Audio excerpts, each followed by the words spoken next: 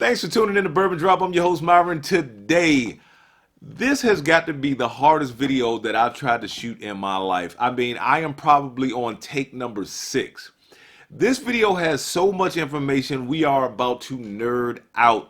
We are going to dive deep into the weeds.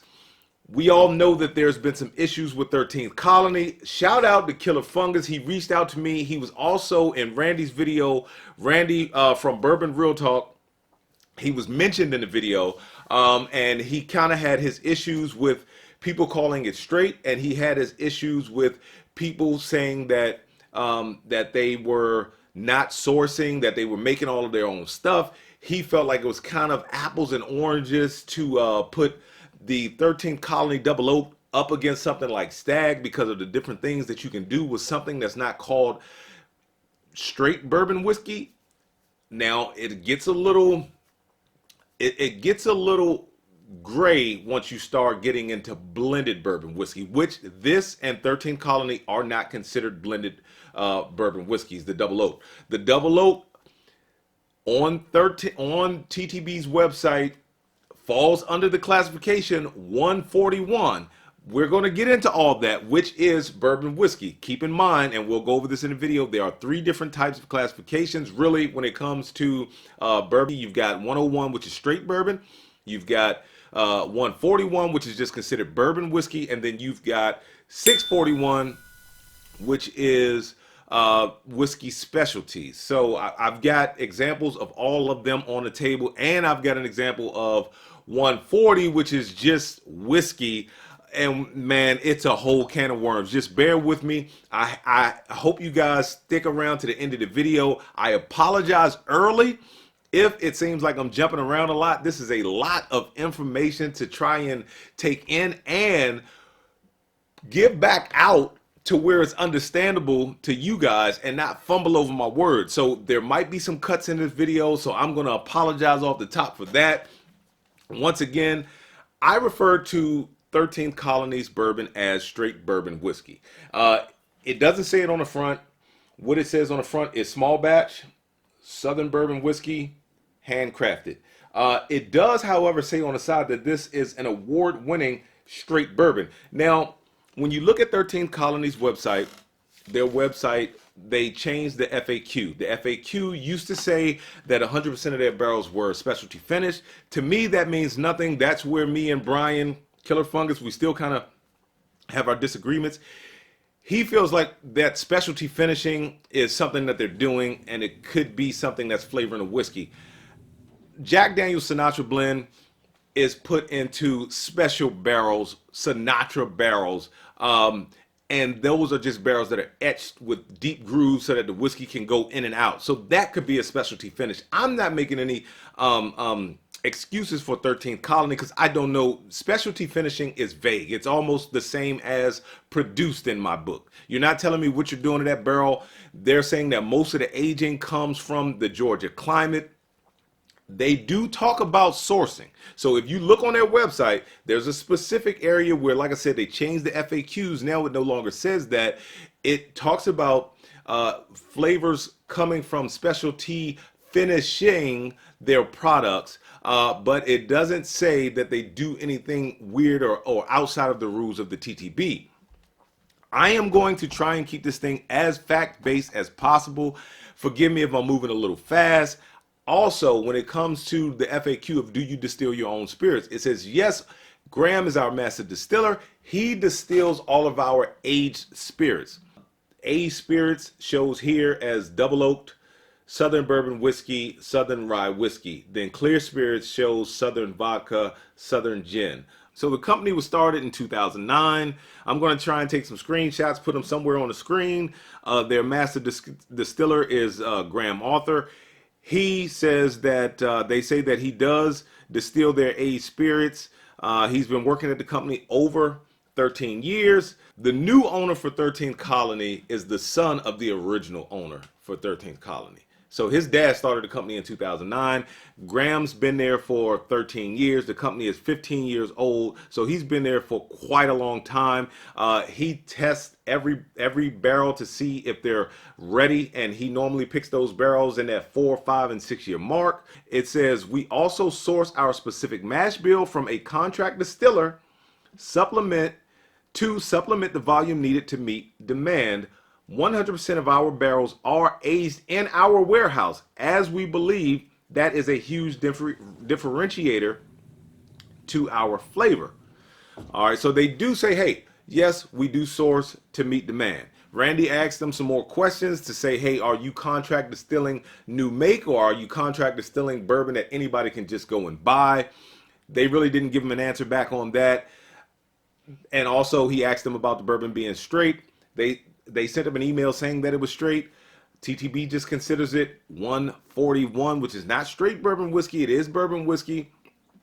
Some differences do apply, where it says, are all of 13 colonies aged spirits considered straight? Their answer, yes. All 13 colony aged products are aged a minimum of 4 years and follow all guidelines to be considered a straight bourbon whiskey. Now, when you talk about something that is straight and you talk about something that is considered straight, those are two different things. So, you can't, that's kind of playing with words there. And that's where, like I said, Killer Fungus Brian, he was having his issues. He was like, he said, he was kind of like, well, 13th Colony isn't saying enough. He said, you've got a lot of YouTubers out there. We're being bashed in the comments when we bring this up. You've got a lot of YouTubers out there going against us and saying this, and it's being taken as gospel. And he wanted a lot of that cleared up. But we had a great conversation. We talked on the phone. We talked for over an hour, and I really enjoyed this conversation. We text back and forth, certain things. And like I said, we still have disagreements on certain things, especially when it comes to the 100% of barrels being specialty finish. That could be anything, in my opinion. I'm not making any excuses for them, but hey, like I said, I'm going to try and keep this as fact-based as possible. So let's get this out of the way. The double oaked also has a classification of 141. They tell you on their website, crafted for the connoisseur seeking a truly unique bourbon experience, bottled at cask strength and uniquely matured in separate charred oak barrels to extract additional soft, sweet oak character, finished with toasted maple wood. That right there disqualifies it from being a bourbon still. I know just adding that little bit to it, it's kind of crazy, but we're going to get into that. According to the TTB rules, it shouldn't even be considered 141. At this point, it should be considered 641, which the same thing goes for Maker's Mark 46 and all of the Maker's Mark 46, all of the wood finishing series products. So when it comes to anything that has any type of wood, toasted oak, toasted chips, anything that goes in it, spirals, anything, that disqualifies it from being considered a bourbon anymore. All right, so let's get into the TTB website. So you can Google TTB and you can type in TTB Cola. Now, once you go TTB Cola, there's going to be a blue box that says Cola Registry. Once you click on that public Cola Registry, you'll come to a box that looks like this, and I'm going to put it on the screen. First of all, Cola stands for Certification / Exemption of Labels / Bottles Approval. There you go, COLA. Now, when you come to that first box and you see where it says date completed, backdate that to 2020. Go to the next box, click on that, and just click today's date. Where it says product name, you have to be very specific or stuff just doesn't come up. So if you want to type in for 13th Colony, you actually have to type in all caps 13th Colony Distilleries. Underneath of that, where it says product name, after you type in 13th Colony Distilleries, because if you type in comma LLC, it's going to give you a different result. It's actually going to give you just the bourbon, the rye, and the gin. So then you make sure it says where brand name, fanciful name, or either has a circle. You make sure either is the one that's filled in. Then when you go to product, class, and type, you want to type in 100 and you want to type in 990. That'll pull up everything. It'll pull up everything from 100 all the way to 990's class, and then that'll pull up, like I said, the 101s, the 141s, the 641s. It also pulls up whiskey, which is 14. It pulls up everything.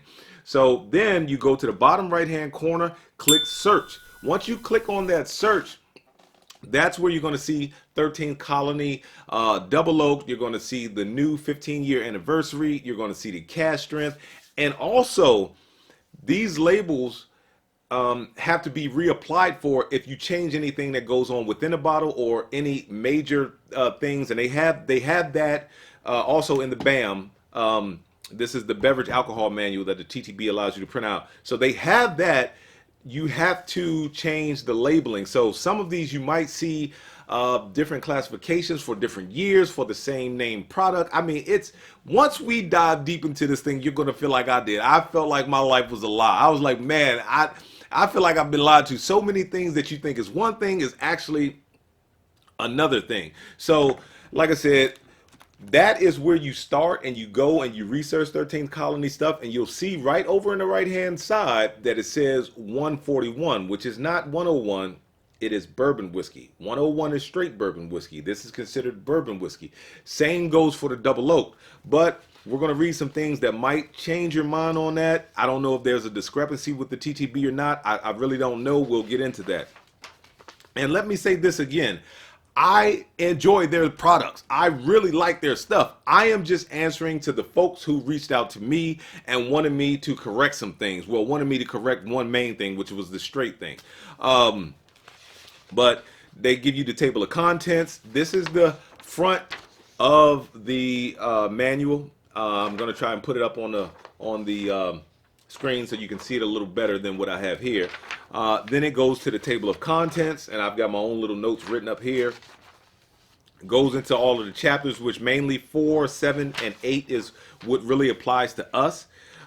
Page 1-4 goes over names and addresses. So for domestic distilled spirits, the names and addresses are required, and of the bottler, the packer, or the filler, and or distiller, blender, maker, preparer, or manufacturer. They must appear on the label preceded by an appropriate explanatory phrase such as bottled by, distilled and bottled by. I made this statement on the first video where I said 13th Colony, it said straight on the side. That wasn't true, but on the back it does say produced by, produced and bottled by, and I made the statement that produced doesn't really mean anything, which it doesn't. Bottled by does, though. As you can see by this document right here, this is 1-4, you have to put bottled by on the back of the label or on the label itself. Presence of coloring materials. That's another thing I wanted to get into. Look at how deep and dark this Peerless Double Oak is. It goes from new charred oak barrel to another new charred oak barrel, and look at the color that this thing picks up. I mean, it is just ridiculous the amount of color on that thing. So to think that they have colorings, flavorings, and additives darkening up their whiskey, I don't, and like I said, I'm trying to keep this as fact-based as possible. I just don't believe that to be the case. And also the fact that if that coloring and flavoring also increases that ABV by 2.5%, it has to be labeled on the whiskey itself. All right, and it can change the classification. It changes the classification. Here we go. Presence of coloring material. Disclosure. The coloring materials may be specified on the label. And the reason why it says may be is because it goes back to what I was saying. You are allowed, when it comes to blended products, not, and I don't want guys to take this in the wrong way, because I said this on the first video when I said blended product was my best product of the year, which was the Old Carter. I looked Old Carter up on the website. Old Carter. It says straight bourbon whiskey on the front of it. When I talked about blending, I was talking about the blending ability of Mark and Sherry Carter. So I interchange product a lot when I talk about a company's product. I'm talking about whatever is in the bottle, straight bourbon whiskey, whatever. So don't get that twisted. That is straight bourbon whiskey behind me, and it's on the TTB's classification as 101. But what happens is when you have a blended whiskey, they are allowed to use like blending sherry. They are allowed to use caramel coloring. However, if it does not change the alcohol by volume by 2.5%, they do not have to disclose it. If it changes the alcohol by volume past 2.5%, they have to disclose that. And 2.5% of 40 is only 1 ABV. So it doesn't, maybe with the caramel coloring not having any alcohol in it, but if they blended some type of blending wine, sherry blending wine, and it increases it above that 1 ABV, and that's for 40 ABV. So when you talk about 60 ABV, that is 1.5 ABV. So there's a very small window there.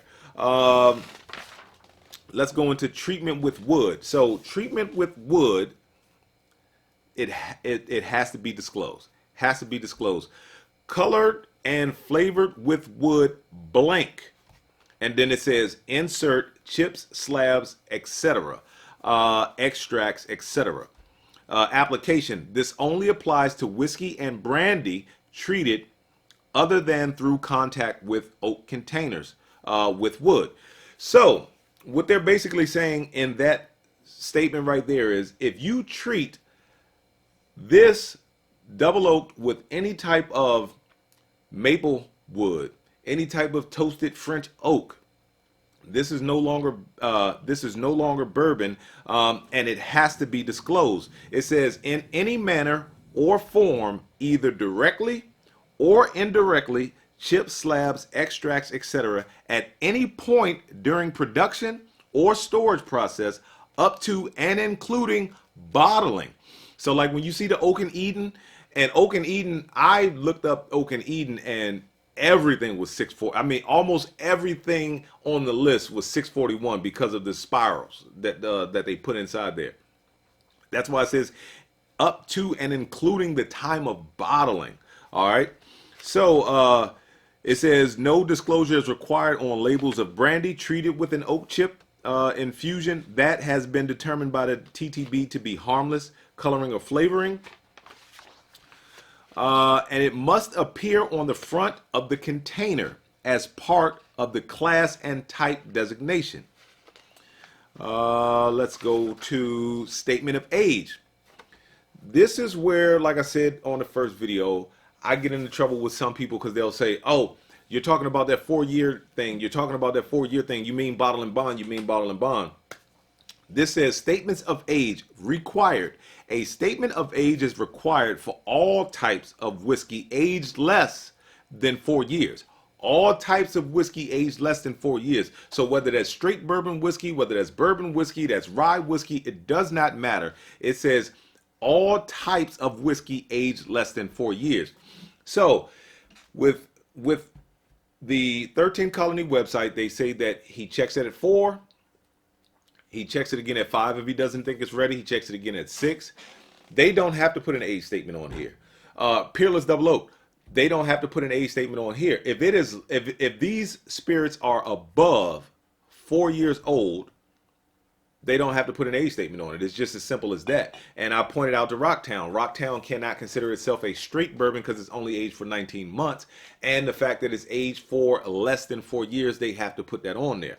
And they get really particular with it too, because they don't even want you like say it's 3 years and 11 months and 28 days. You cannot say 4 years. you can go less, but you cannot go more. That is the law, and that's the last page, and we'll get to that. So, state of distillation applies only to whiskey produced in the United States, and it applies to the following specific types of whiskey. So, bourbon whiskey, rye whiskey, wheat whiskey, and it goes on. Straight bourbon whiskey, straight rye whiskey, it goes on and on. All right, it's required. The state of distillation must be specifically identified on the label if the whiskey was not distilled in the state identified in the required name and address statement, or the whiskey was distilled in a state identified in the required name and address, but the required name and address statement does not appear on the front of the container. All right, so if 13th Colony is sourcing, more than likely they're sourcing, and well, not if, we know they are because of their website, but if they're sourcing within the state, they don't have to put that on the label because their address is on the back of the bottle, and it clearly states that. However, that would be an illegal label if they were sourcing from, let's say, Indiana, Kentucky, Tennessee. So it leads me to believe they put a lot on their website about sourcing locally whenever possible. They're proud of that. It leads me to believe that if they are contract distilling like they say they are, that they're getting their whiskey from within state. I don't know who else. I didn't know anything about 13 Colonies, so to say who else is producing whiskey in Georgia, I don't know. I really don't. I'm just going off of what they're saying on their website and what the law says. All right, so this is going to get into chapter 4, where we talk about classes and types. So in that box where you typed in all of the information and then you clicked search, and then beside the distilled spirit, it said what class it fell in. It said either 101, 141, 641, 140, anything that pertaining, but we are specifically looking for 101, 141. It does have 13th Colony being classified as 141.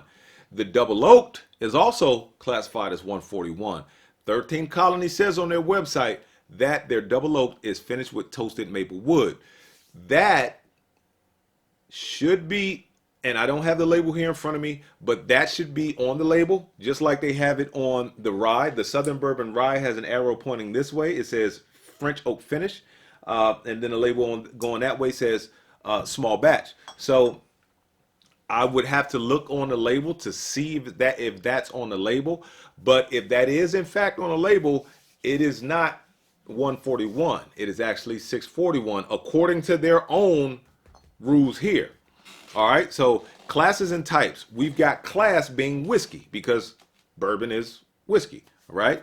So under bourbon whiskey, it says whiskey produced in the U.S. not exceeding 80% by volume from a fermented mash of not less than 51% corn stored at not more than 62.5 ABV and 125 proof in charred new oak containers. So it doesn't, keep that in mind again, it does not say new charred American oak containers. It just says new oak containers. And the reason why I am really trying to highlight that is because Lucky 7, the Frenchman, is actually considered straight bourbon whiskey. Because I was looking up a lot of things. And the reason why is because they use new charred French oak that they age it in. All right, so straight bourbon whiskey stored in charred new oak containers for 2 years or more.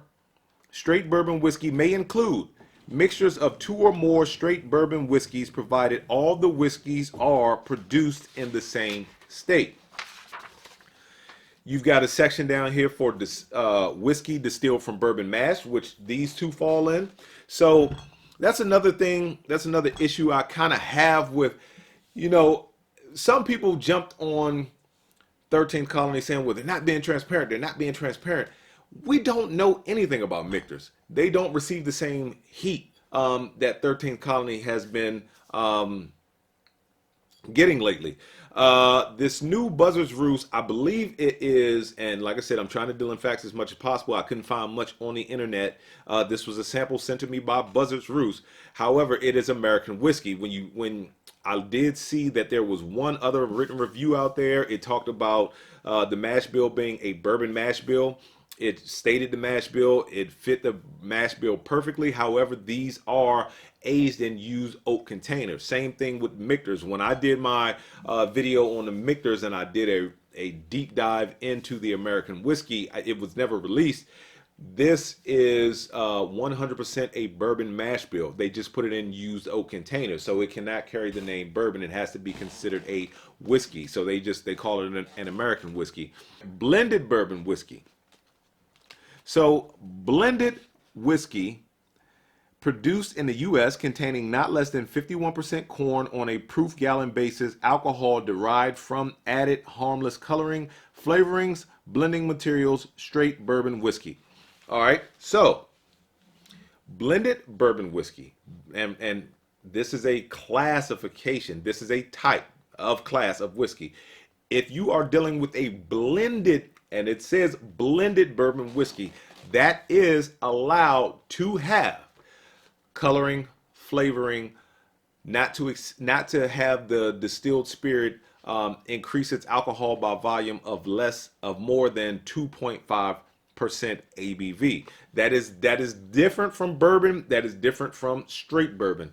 None of these say blended bourbon whiskeys. None of them fall under that classification of blended bourbon whiskey.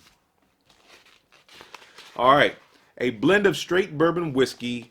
A blend of straight bourbon whiskeys or blended straight bourbon whiskeys. A blend of straight whiskeys produced in the U.S. consisting entirely of straight bourbon whiskey.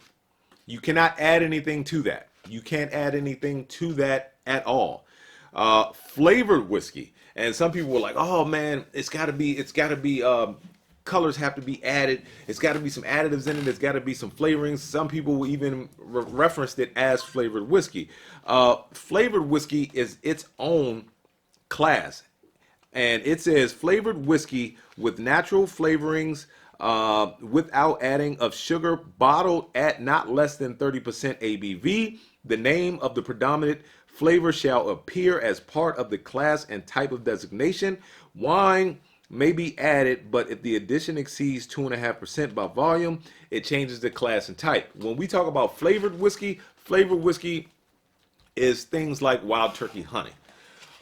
Chapter 7, we're finally getting towards the end, so bear with me. Chapter 7, coloring, flavoring, blending materials, often referred to as HCFBMs or harmless coloring, flavoring, blending materials.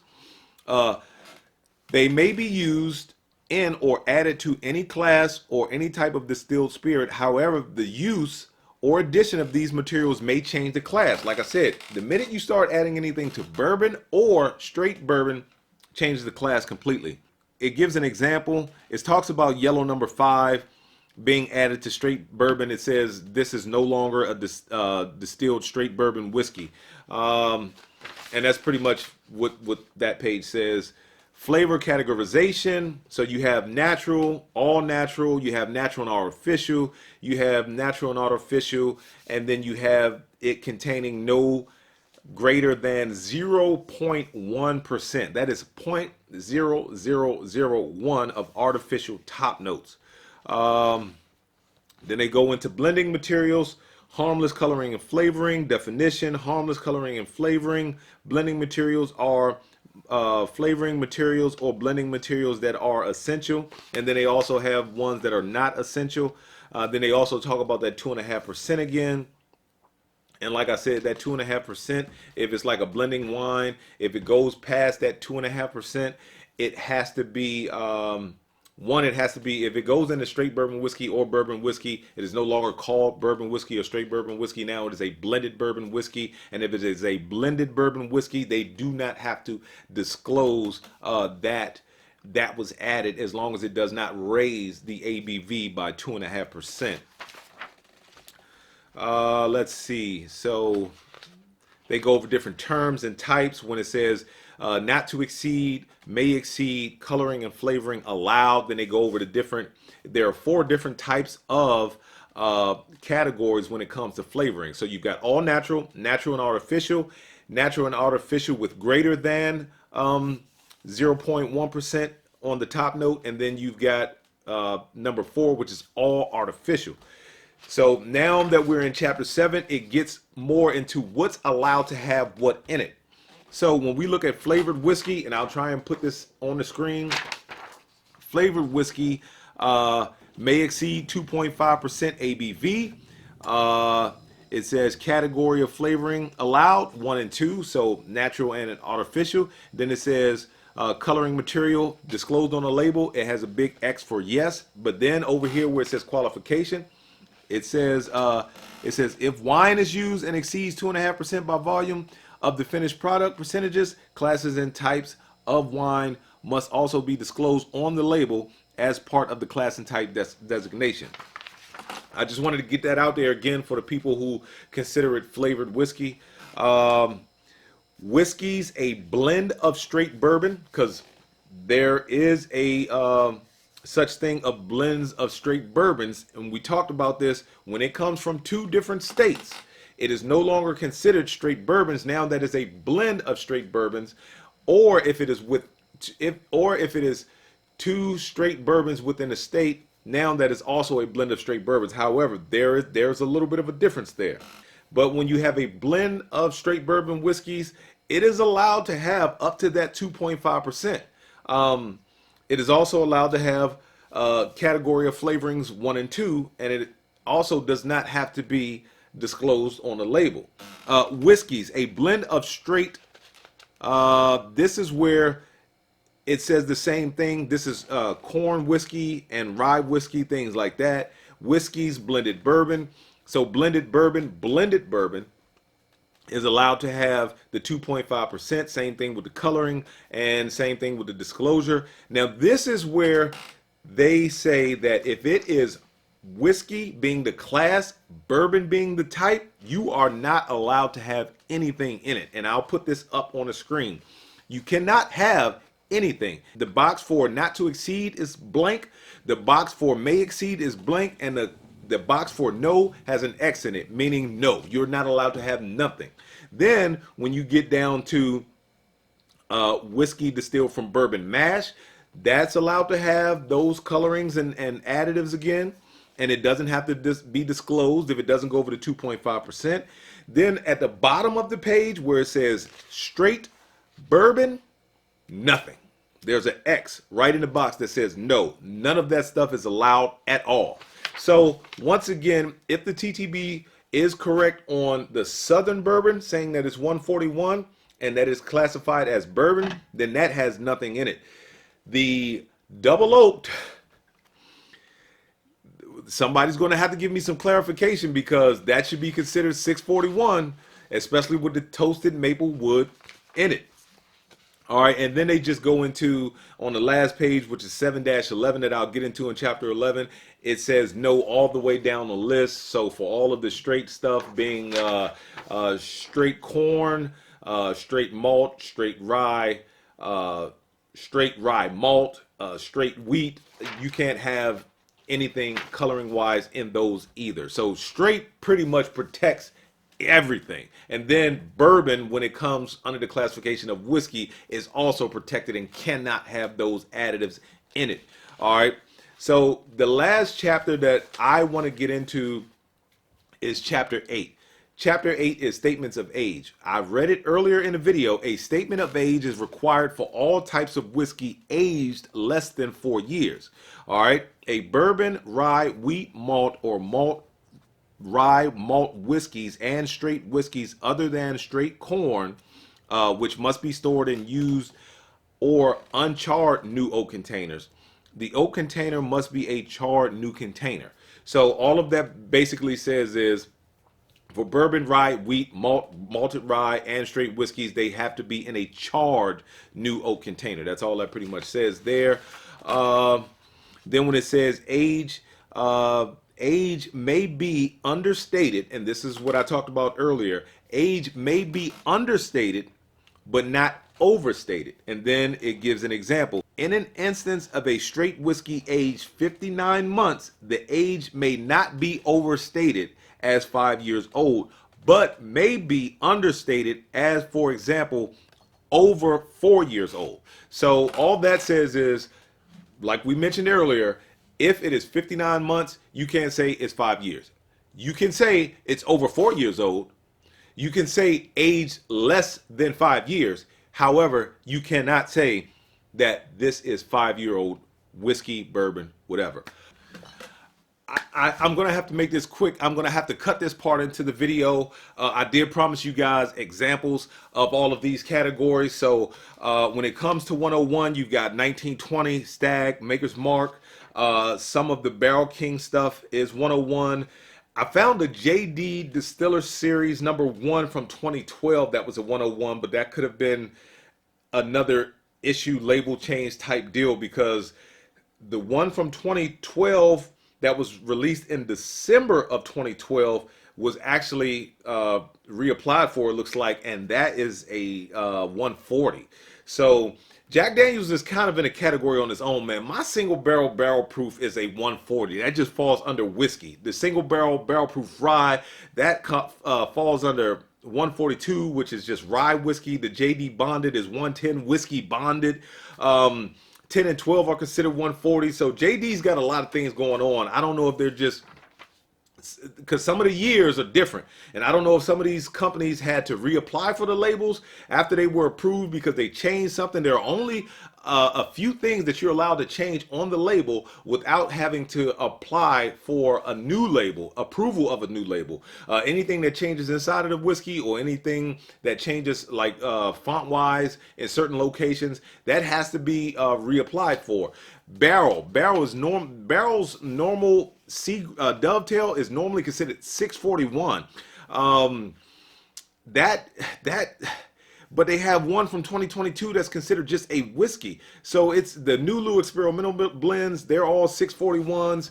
When it comes to 641, you got Penelope Architect, Joseph Magnus, Oak and Eden, Maker's Mark 46, all of the wood finishing series. When it comes to stuff that is 141, you've got 13th Colony, the 2017 Birthday Bourbon. You've got 2018 Maker's Mark. You've got some 2010 and 2015 under the brand Maker's 46.